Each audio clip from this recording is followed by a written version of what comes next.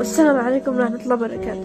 مثل ما في فرح في حزن، مش دائما الإنسان سلا مش دائما الحياة الطبيعية يكون في حزن وضحك.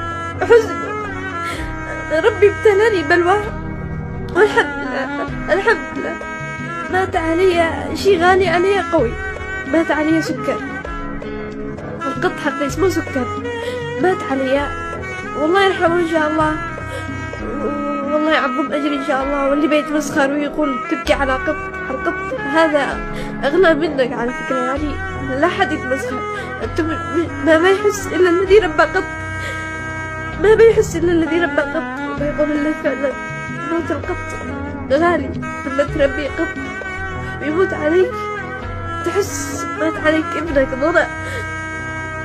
فعشان كذا انا بوقف فترة نشر، والذي مل وشاف انه ما في منشورات تنزل بيلغي المتابعة. انا يقول لك الغي عادي.